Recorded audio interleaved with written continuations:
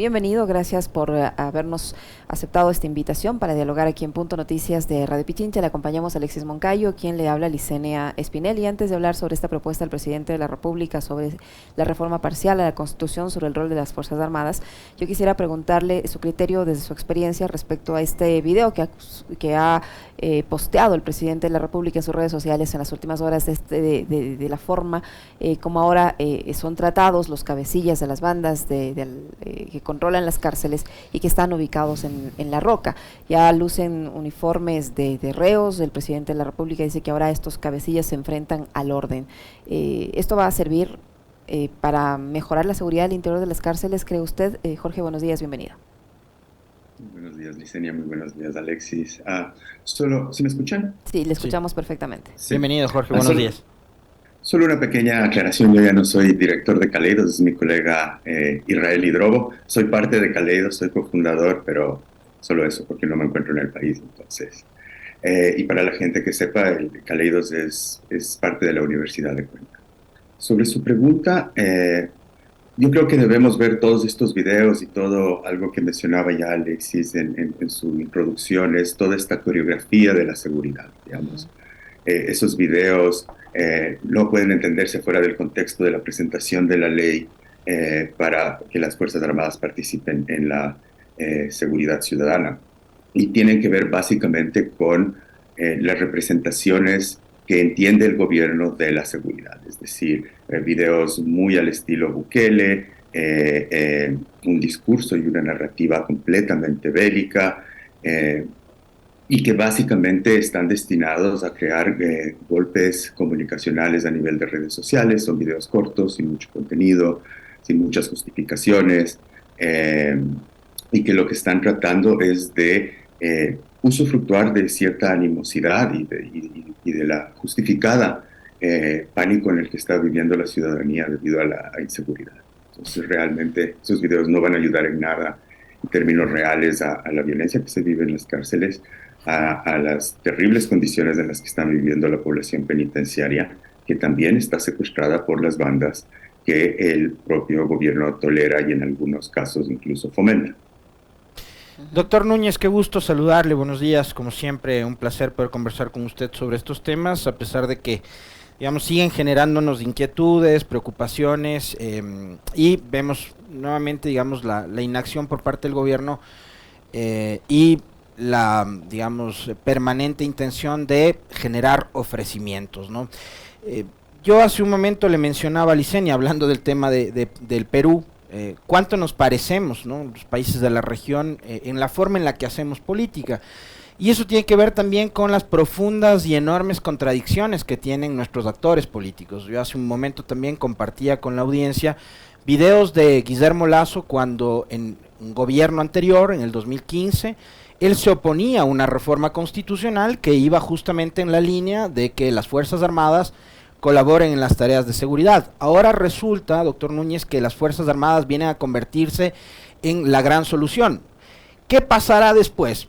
Digo, un caso hipotético de que la Asamblea apruebe la reforma, vamos a un referendo, la gente también, obviamente, por todo el miedo, la desesperación que hay, y planteada así como la única solución para el problema de inseguridad, que las Fuerzas Armadas colaboren. Bueno, si las Fuerzas Armadas tampoco resultan útiles, bueno, ¿qué vamos a hacer después? Vamos a pedir, como lo hizo en su momento el alcalde Durán, por ejemplo, pidan ayuda a los Estados Unidos, o la directora del Consejo de la Judicatura del Guayas, que también dijo, pidan ayuda a la Secretaría de Estado de los Estados Unidos. Entonces, o al FBI, o sea, cosas por el estilo, ¿no? Pero estas contradicciones políticas y esta democracia tan frágil que tenemos en países como el nuestro, ¿qué tanto complejizan y complican la resolución de problemas muy graves que nos afectan cotidianamente a diario? Como usted habrá visto también hace segundos, asesinaron ayer a un asesor político en Durán, paran transportes, cooperativas en las carreteras para asaltar a sus ocupantes. El Ecuador no soporta un día más así, y sin embargo vemos y el gobierno avanza con más promesas como que si estuviéramos todavía en campaña, doctor. Quisiera una respuesta sobre esto que, en serio, que a mí me genera mucha inquietud. Sí, no, me parece una excelente pregunta. Yo lo primero que le respondería es que Guillermo Lasso, versión 2015, tiene razón. Guillermo Lasso, la versión 2022, está equivocado. Pero lo que sí transpira de ese cambio tan radical de posición es que el actual presidente no está tomando las decisiones en la agenda de seguridad. Porque si ponemos en contexto la decisión de pedir que las Fuerzas Armadas participen, como le decía, de la seguridad ciudadana y del trabajo policial, es algo que se viene cocinando desde el 2019. Y es básicamente, si uno ve las declaraciones de Osvaldo Jarrín de ese momento, tiene que ver mucho con una posición más desde policía y desde Fuerzas Armadas, y que creo que no están tomando en cuenta las consecuencias nefastas que esto tiene a nivel democrático. Yo creo que ahí tiene que ver con una carencia de la gestión política de la seguridad y del aparato represivo del Estado por parte del gobierno, que lo que podemos ver es que no tiene. Entonces, cuando el presidente ahora lo presenta como una solución, creo que básicamente está respondiendo a las presiones que tiene desde las instituciones de la seguridad. Eso por un lado. Segundo, la idea de que las Fuerzas Armadas empiecen a policializarse de alguna manera, nos devuelve a momentos democráticos de la transición democrática. Yo recién estuve leyendo una excelente tesis del estudiante Fabricio Hidalgo de la Flaxo, y él analiza en su investigación la relación entre la doctrina de defensa de Febres Cordero y la noción de crimen y los trabajos de las instituciones de criminología y el trabajo de la policía. Y lo que muestra en su estudio, que me parece que es muy pertinente para el debate coyuntural, es que cuando la lógica de la defensa y la lógica militar se apodera digamos, del concepto de crimen, lo que tenemos es básicamente esta guerra entre buenos y malos, entre subversivos y no subversivos. Nosotros ya vemos graves problemas y déficits democráticos en el sentido de la criminalización de la protesta. En este momento, por ejemplo, siguen presos militantes del movimiento guevarista. Entonces, lo que vemos es un proceso en donde la agenda del gobierno es meramente reactiva a los planteamientos de soluciones que tienen las instituciones como la policía y el ejército, que actúan en función, que su momento esplendoroso, digamos, en el caso del ejército fue la Ley de Seguridad Nacional de 1979, y en el caso de la policía, el crecimiento y el robustecimiento institucional a finales de los 90. Doctor Núñez, en este contexto se produjo ayer una reunión con una alta autoridad de los Estados Unidos, secretario de Seguridad me parece. ¿Cómo aporta este tipo de reuniones? Él ha dicho que la cooperación se va a intensificar con el Ecuador, que se va a trabajar en equipo con los Estados Unidos en temas de defensa, de seguridad, de combate al crimen organizado, para ayudar al Ecuador en esta lucha. ¿Hasta qué punto este tipo de reuniones o de ofrecimientos pueden colaborar para este objetivo? Mire, básicamente lo que hay que leer es la agenda de Washington en el sentido de la guerra contra las drogas. El interés de la embajada y el interés de los representantes de los Estados Unidos es su política antinarcóticos. Es una política antinarcóticos que básicamente desde hace 50 años tiene el mismo presupuesto. Debemos atacar el tráfico en los países productores o en los países de tránsito para que no entre a Estados Unidos, y en ese sentido es un tema de seguridad nacional. Yo varias veces he repetido que cuando se reúne el presidente con la embajada de Estados Unidos para hablar en temas de seguridad, es igual que si el presidente se reuniera con Monsanto para hablar de agricultura. Los intereses que están ahí no son los intereses del Ecuador, son los intereses o de una corporación y también de las corporaciones. Recuerde que la guerra contra las drogas no solo es del Estado norteamericano, sino todo el complejo industrial militar norteamericano, que es básicamente corporativo y privado.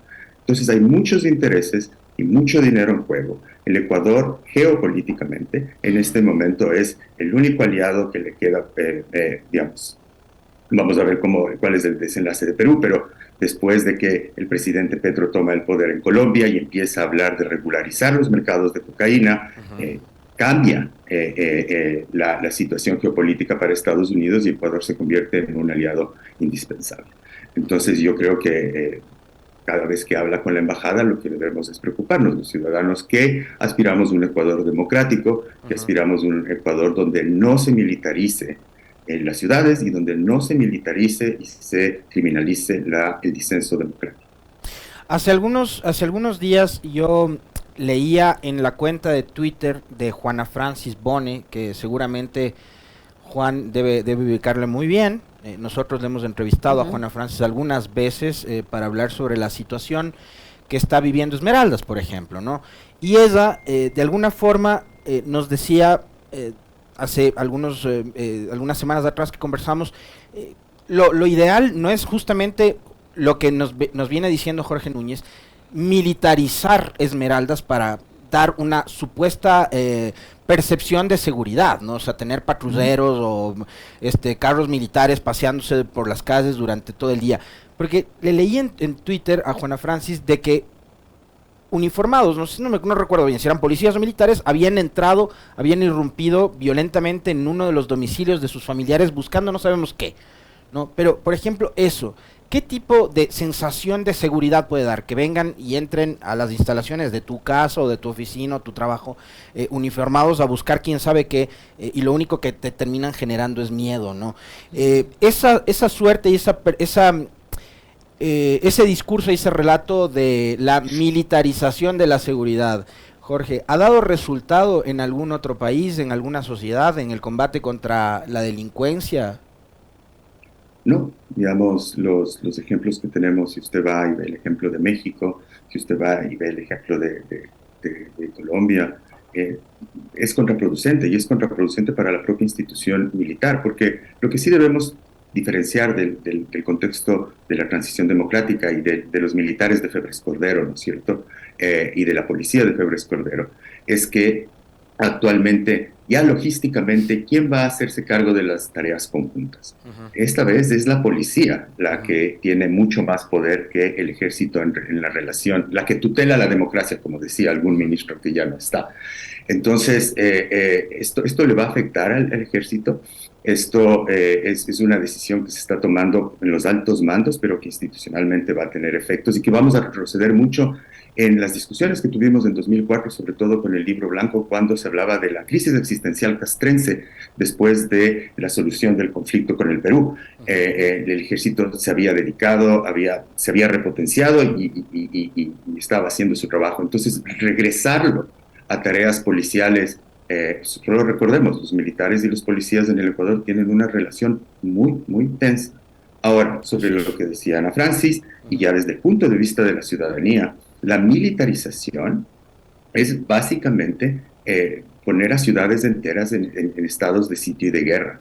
Esto no ayuda en nada ni a la salud mental. Caleidos está haciendo una investigación sobre depresión materna y sobre trauma en las zonas de frontera, y lo que más bien nosotros encontramos en los datos empíricos es que la presencia militar o la presencia policial no necesariamente genera una percepción de seguridad. Además, porque en territorios lo que sí sabemos es que el poder criminal y el poder estatal actúan conjuntamente, no son completamente separados.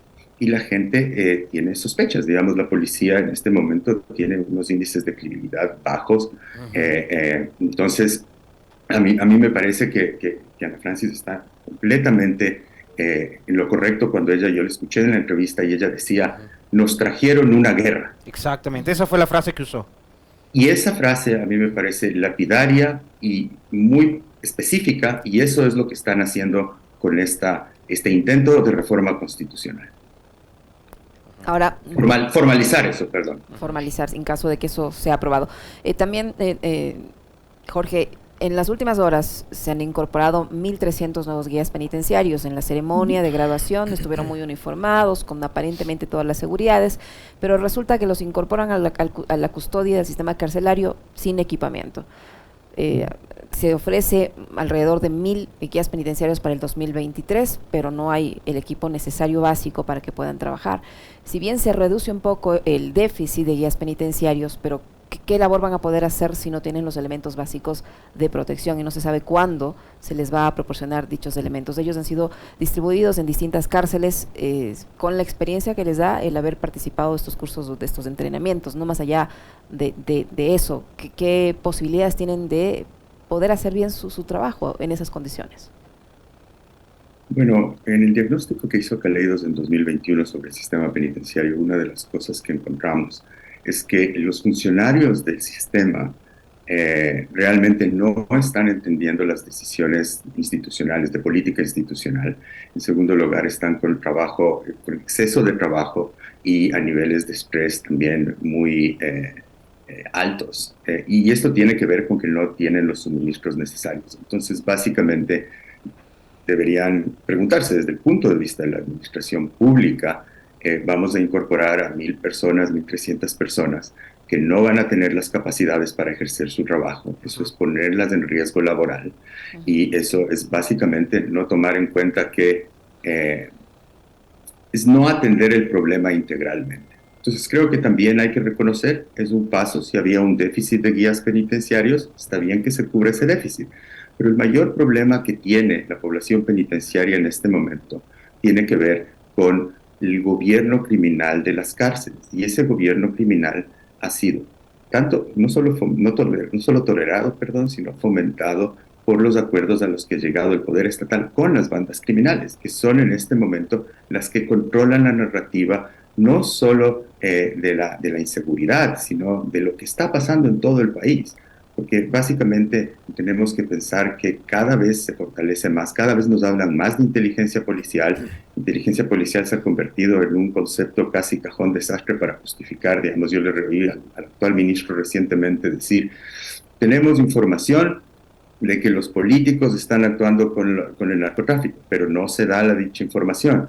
Tenemos información, igual fue en las protestas. Entonces, realmente a mí me preocupa mucho este discurso de la inteligencia policial. Me preocupa mucho que no se ha tomado la decisión que se ha sugerido varias veces por la Alianza contra las Prisiones, por ejemplo. Hay que sacar a la policía de las cárceles. La policía no está preparada para rehabilitar gente, está preparada para otras cosas. Pero no, seguimos insistiendo en poner más fuerzas represivas, ahora el ejército, en este tipo de problemas. Entonces, y resulta, doctor Núñez, incoherente que si bien el ministro del Interior dice que tienen información de inteligencia policial sobre los supuestos vínculos del narcotráfico con la política, algo parecido sobre el financiamiento del terrorismo en las protestas de junio pasado, pero no tiene, y esa inteligencia policial no es tan inteligente para conocer con anterioridad cuando se van a producir las masacres, por ejemplo, o las rivalidades que existen entre una u otra banda que terminan en estos hechos sangrientos. Allí no existe inteligencia policial. Porque no se está utilizando la inteligencia policial penitenciaria para mantener la paz. Se está utilizando para comunicarse con ciertas bandas, no todas, adentro, y conocer lo que pasa en el mercado de cocaína afuera.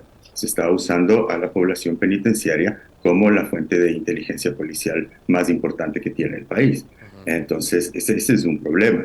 Y la segunda cosa es que nosotros como ciudadanos también está muy bien que la policía y el ejército y que haya una secretaría de inteligencia, pero necesitamos mecanismos de rendición de cuentas y también mecanismos en los cuales se diga exactamente qué es lo que está haciendo. Los famosos informes de inteligencia ahora circulan en redes sociales.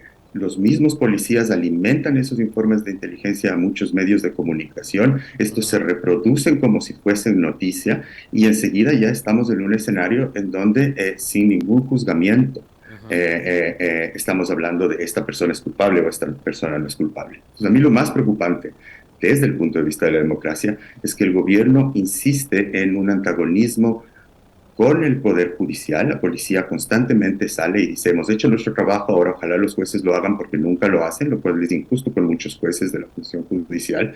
Y también ahora nos dicen que si no estamos de acuerdo con la reforma constitucional o que si no estamos de acuerdo con la consulta, somos narcotráficos.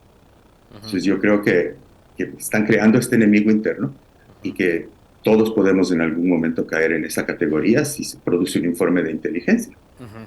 Doctor, yo tengo una inquietud que, digamos, quiero tratar de conectar con varias ideas que se me venían a la cabeza ahora mismo. Una, recuerdo que hace algunos días atrás Luis Córdoba publicaba también un artículo en donde él alertaba sobre un hecho que es fundamental, ¿no? Y es, a propósito también desde lo político, Cynthia Viteri, hace algunos días, recordará usted en un comunicado público, ella mencionaba de que las bandas criminales han venido a instaurar una suerte de gobierno alterno, paralelo, decía Cynthia Viteri, ¿no?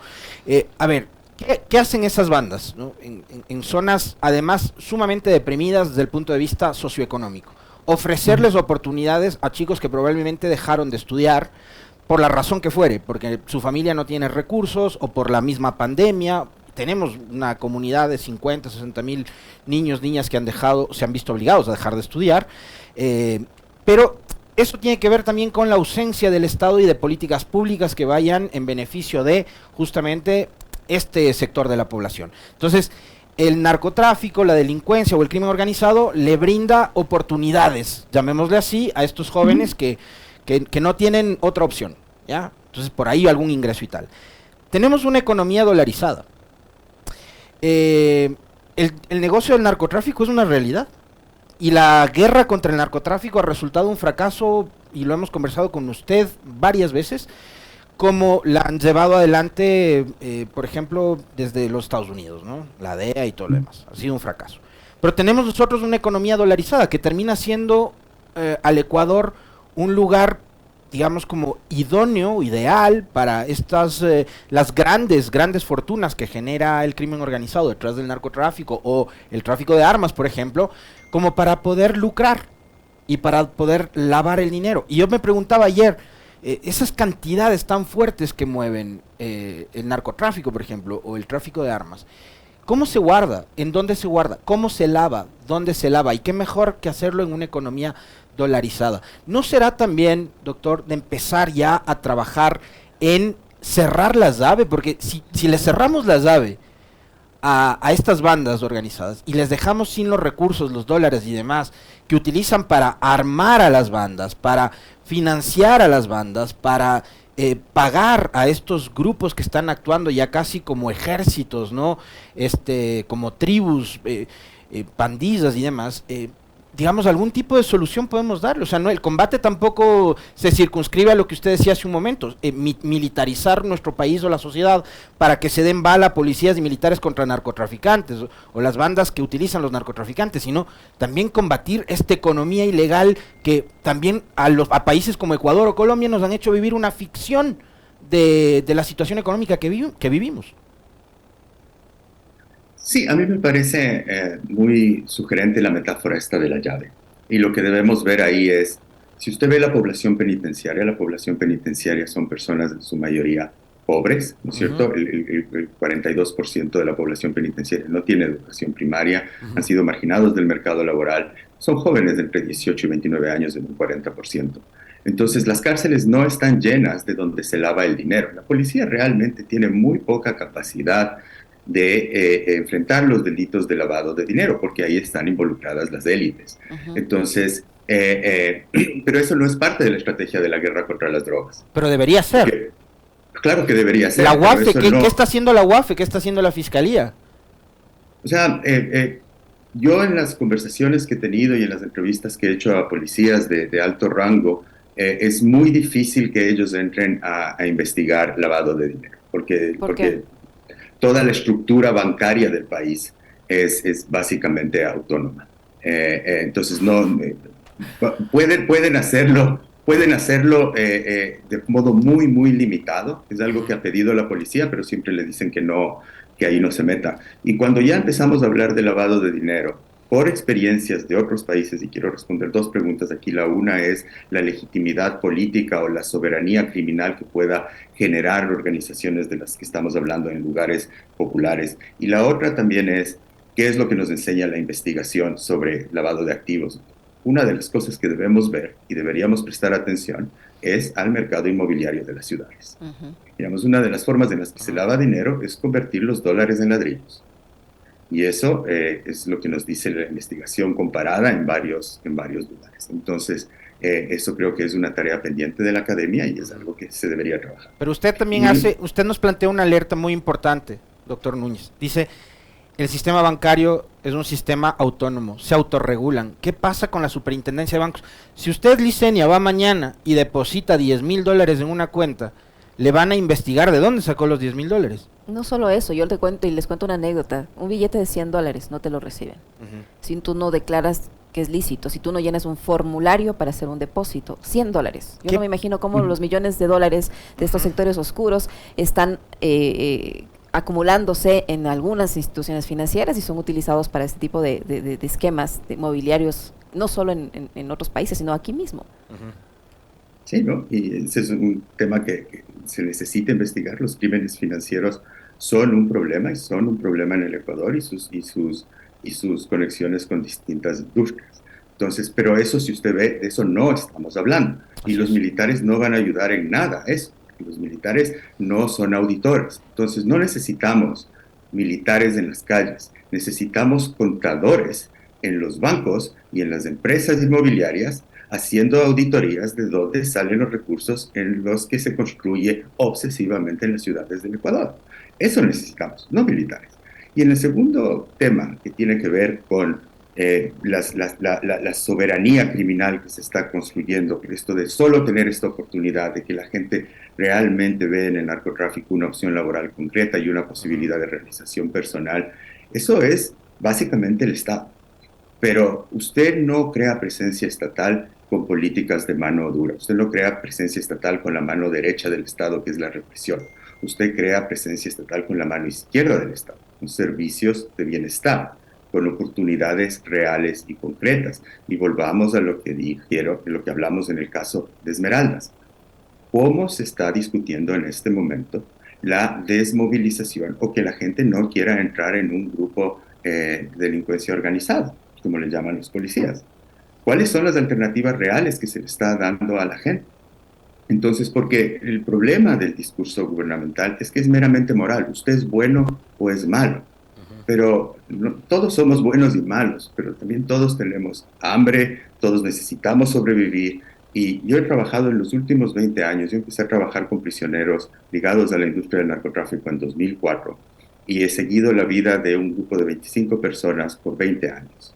He visto sus intentos por salir de las economías ilegales. He visto cómo esos intentos son fallidos, cómo básicamente es casi imposible conseguir un trabajo después de que uno ha entrado en una cárcel, que las posibilidades de generar emprendimientos y de utilizar el capital humano que ellos tienen es casi imposible y que básicamente usted lo que entra es al sistema y una vez que entra no sale. Entonces, lo que nos debemos preguntar una vez que salga la policía de la cárcel es ¿cómo vamos a hacer la transición de las personas? Las personas que están presas son comerciantes, comerciantes informales. ¿Cómo vamos a dinamizar una economía que en el Ecuador tiene un 60% de gente sobreviviendo en el día a día de la economía informal?